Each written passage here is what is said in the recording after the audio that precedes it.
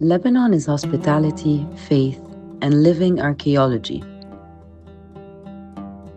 Hi, I'm Anna Cecilia Houri Fihali, Colombian of Lebanese descent and currently living in Lebanon. I'm an official, nationally licensed Spanish-speaking tour guide accreditation number 536, certified by Lebanon's Ministry of Tourism. Please follow me on my social media on YouTube and TikTok. Don't forget to subscribe to the channel and turn on notifications. You'll also find me on Facebook and Instagram. Please remember to share my contact information with your family and friends. Traveling to Lebanon is traveling to the heart of history, an ancient land where civilizations, faiths, and empires met.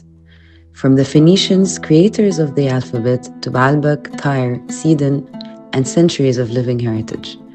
Small in size, immense in meaning, a crossroads of culture, spirituality, and memory.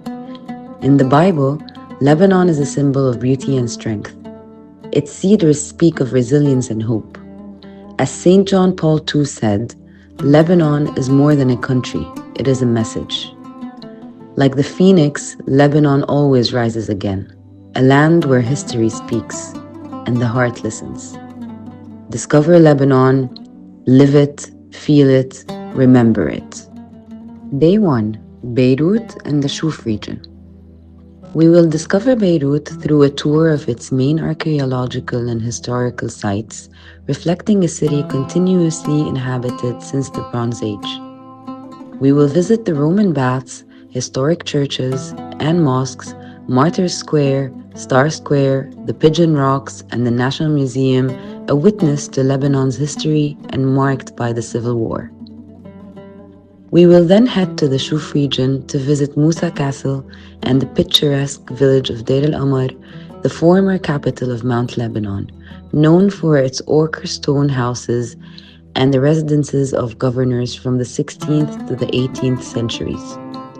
The day will conclude with a visit to the Beit Din Palace, a jewel of 19th century Lebanese architecture with Italian and Damascene influences.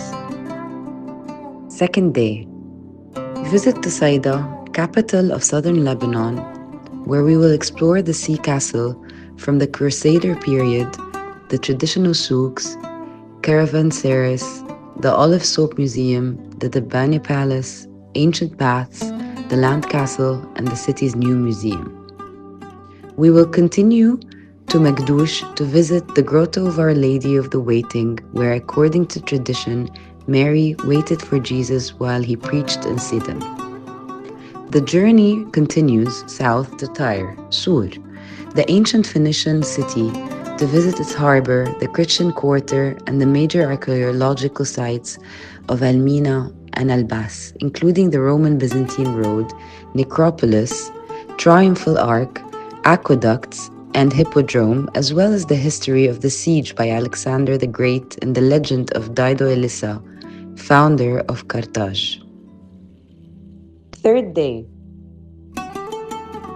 The third day includes a visit to Nahr el-Kalb, a historic site featuring rock inscriptions from various civilizations, including that of Ramses II, as well as the statue of Christ the King.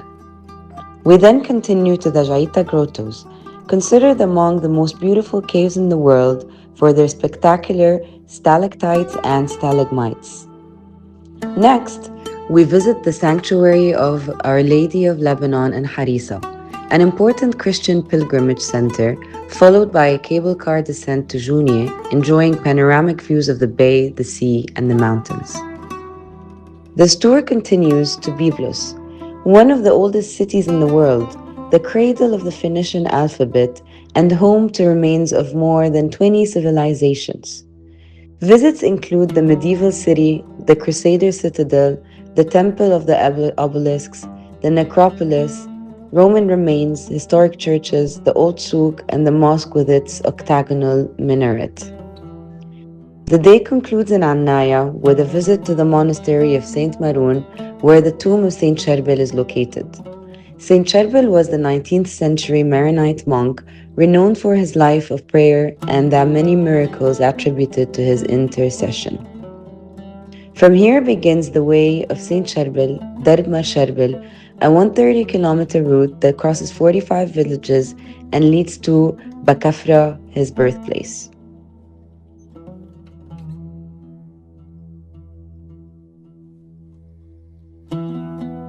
Day 4 begins in Anjar, an ancient Umayyad city located on the old caravan route founded by Armenians who fled the Ottoman genocide.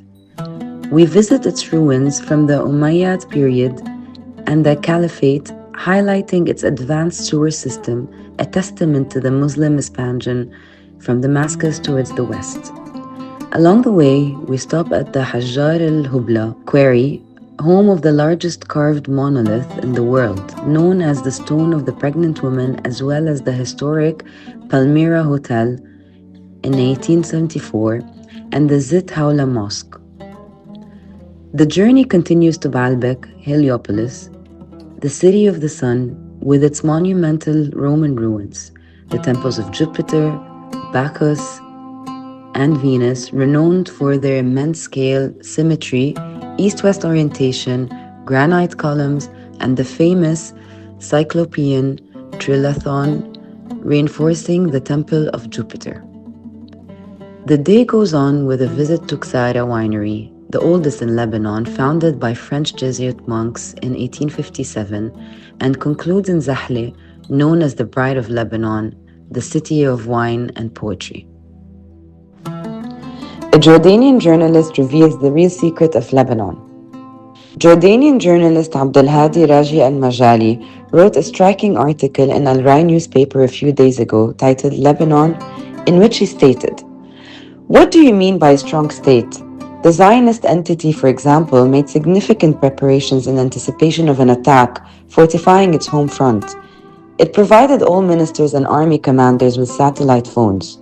It also opened shelters and found alternative fuel sources in case the fuel depots were hit. It stockpiled huge quantities of medicine and contacted the West to secure military support, not to mention the establishing a hotline with the US Central Command to ensure military support in case of the attack was severe." What has Lebanon done? I follow the Lebanese channels, I follow the news. Lebanon isn't very concerned about fuel, and its internal front is completely secure. Everyone there loves each other. Alyssa produced a film on Netflix about her personal life, and this film was very popular, and it's the subject of much discussion among people. Restaurants there also have offered special deals. For example, one restaurant in Beirut offered a deal where for $15 you could eat and drink as much fresh seafood as you wanted. That's why Ilyas decided to take his wife, his mother-in-law, his wife's sister, and their neighbor Hussein to the restaurant today. While Kfouri held a lively concert and the tickets sold out in just 1 hour. The question is, what is the secret of Lebanon? Lebanon is a very strange country. During the war, people treat missiles like firecrackers, and they go out into the streets without a care. During the bank collapse and the shortage of hard currency, George insisted on going to the beach and inviting his friends, and he gives you an important economic theory: God will provide.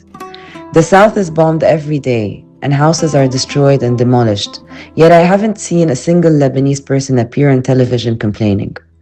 I haven't seen a single Lebanese person pack their bags and leave. I haven't seen a news anchor crying or a protest criticizing the current situation. The important thing is that the Lebanese National Reserve of Love is still reassuring. Is Lebanon a real country or a factory of joy? I don't know the secret of this country, the secret of this strength and this resilience. But what I do know is that the Middle East Airlines is still operating, and the beautiful flight attendants are still smiling when the plane takes off. Lovers still meet at Rawshi, and it doesn't matter what happens. The important thing is that love there blossoms like flowers. The trees and Fairuz's songs are not just songs at all. Whoever says Fairuz was merely singing doesn't know Lebanon. Fairuz was planting cedar trees in people's hearts and watering the sea with the Rahbani brothers' melodies. They are the only ones for whom the sea thirsted, and they quenched its thirst with Fairuz's songs. It doesn't matter to them if the flour runs out in the markets. What matters is that joy doesn't fade from Aboud's eyes. And even more importantly, that Ilyas is able to feed the entire neighborhood, for she has enough kibbeh to feed everyone. This great people treats war as a joke and treats martyrs as a natural occurrence. Bleeding has become the destiny of the Lebanese, and they shed their blood for Palestine, for Arabism, for religion, and for Beirut to remain proud with complete contentment. They don't boast to anyone, nor do they seek praise from anyone. Don't register Lebanon at the United Nations as a country, but rather as the world's largest factory of joy and intoxication. And don't write Lebanese nationality on their passports. Instead, write nationality, a lover who embodies history, stories, and Arab identity. And always remember that the hair clip that the girls of Ashrafiye wear in their braids in the morning when they go to work is stronger than David's sling and stronger than the Iron Dome. At least this hair clip holds the hair that has been washed with the words of Gibran and the poems of Saeed Aqil. It holds the strands of hair immortalized by Azar Habib and sung about by Nasri Shamsuddin. I laugh when I read news reports of Netanyahu's statements saying that Beirut will be destroyed if Tel Aviv is attacked. This man doesn't know Lebanon at all. He doesn't know that they are the only people who made the sea of Beirut thirsty. So they quenched its thirst with Feiruz's voice, and it was satisfied. I'm going to Beirut tomorrow. I want, from Raushe, you heal the stumbles of my soul and the weariness of my heart. Long live Beirut, and let the sea thirst. Lebanon will remain the strongest. Abdul Hadi Raji Al-Majali. End of part 1. Thanks for watching. Be sure to check out part 2.